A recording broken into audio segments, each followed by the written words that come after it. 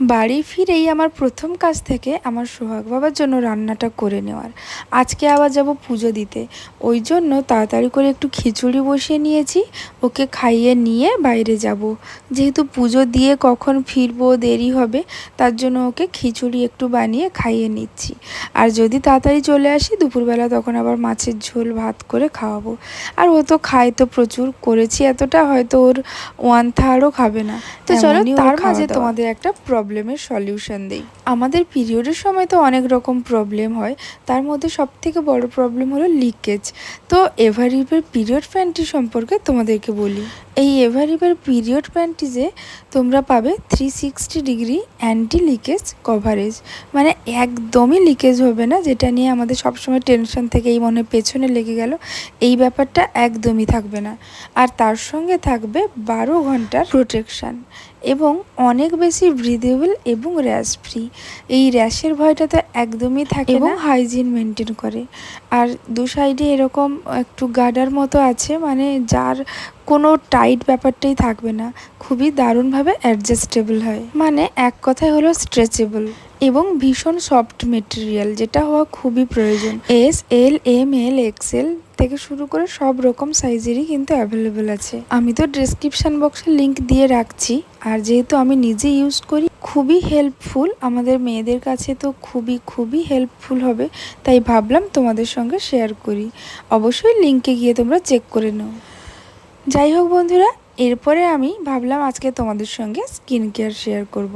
তার আগে বলো, একটু হলেও আমি কমেছি কি কমিনি? নিজেকে তো আমার মনে হচ্ছে যে একটু কমেছি, আর বেশ ভালোও লাগছে, অনেকটা না হালকা হালকা লাগছে।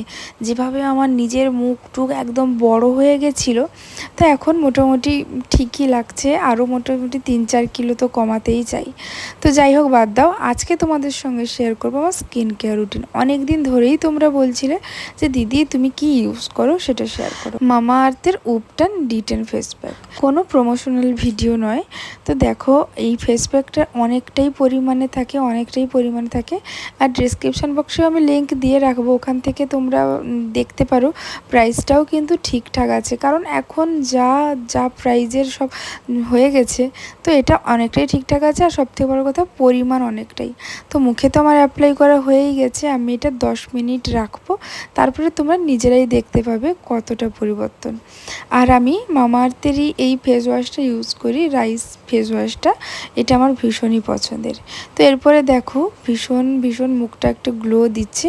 সবথেকে বড় কথা, কোথাও যাওয়ার আগে যদি ইউজ করা হয় না, ইনস্ট্যান্ট একটা হোয়াইটিস ব্যাপার আনে।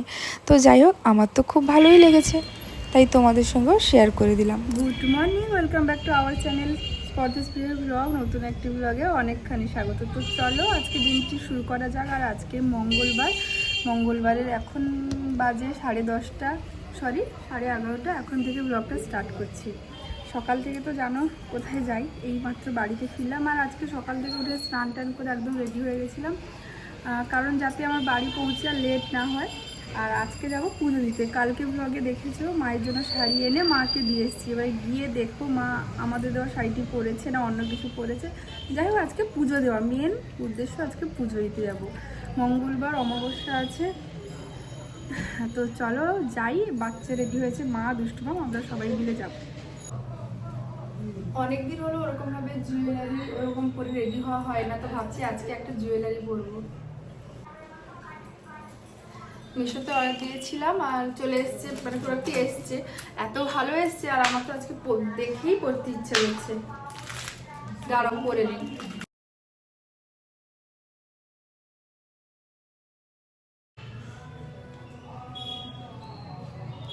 তো গলার হারটা পরে নিয়েছি, কানেও পরে নিয়েছি, দেখো কানেও পরেছি, গলায়ও পরে নিয়েছি। আর যত দিন যাচ্ছে না, এই ধরনের ছোট কানেরগুলো বা বেশি ঝোলা ঝোলা পরতে আর ভালো লাগে না। আমার নিজের ক্ষেত্রে যেন পরপর যে মনে হচ্ছে অনেক পরপর বয়স হয়ে যাচ্ছে, ইচ্ছেগুলো পরপর চেঞ্জ হয়ে যাচ্ছে, এরকম একটা ব্যাপার। মানে আগের মতো না অত বেশি ঝোলা টোলা পরতে আর ভালো লাগে না।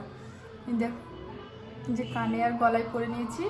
যারা ইউটিউবে দেখছো আমি কমিউনিটিতে লিংক দিয়ে দেবো, বা আবার ফেসবুকে গেলে সরাসরি একদম লিংক পেয়ে যাবে, ফেসবুক পেজ স্পর্ধাস প্রিয়া ব্লগ, ওখানেই পেয়ে যাবে। যদি তোমাদের ভালো লেগে থাকে, ওরকম কোনো ব্যাপার নেই, নিতেই হবে, বাট আমার ভালো লাগলো, ভীষণই ভালো লাগলো।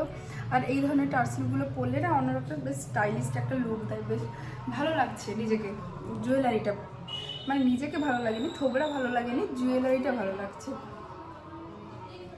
তো যাই হোক পরে নিয়েছি। তো চলো এবারে বাচ্চাকে ঘুম থেকে তুলি। ওরা মোটামুটি শোনাই, মা সকাল থেকে খাইয়ে স্নান টান করিয়ে রেডি করে দিয়েছে। এবার আমি নিয়ে বাচ্চাটাকে নিয়ে যাব।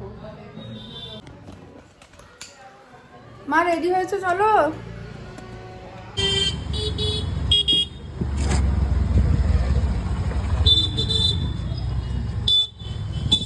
মাম, ও মাম, কোথায় যাচ্ছ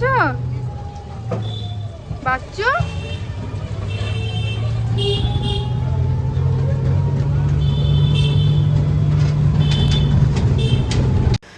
আমরা চলে এসেছি মন্দিরে, কাঁথির ভবতারিণী মায়ের মন্দির।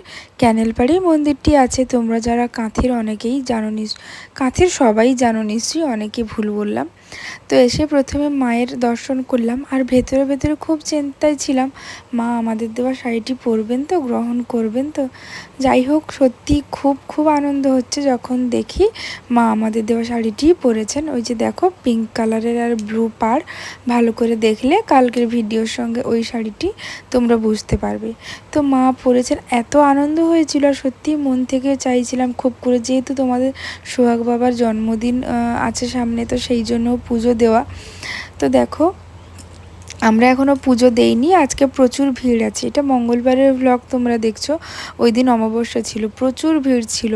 তো আমরা ভিড়টা কমলে পুজো দেব। আর মন্দিরটি তো ভীষণ ভীষণ সুন্দর, চারিদিকটি ঘুরে ঘুরে দেখছি আর তোমাদের সঙ্গে শেয়ার করছি। আর এদিকে সোহাগ বাবা মোটামুটি পুরো মন্দিরে ছেড়ে দেওয়া হয়েছে, ও ওখানে ঘুরছে, খেলছে, এইসবই করছে।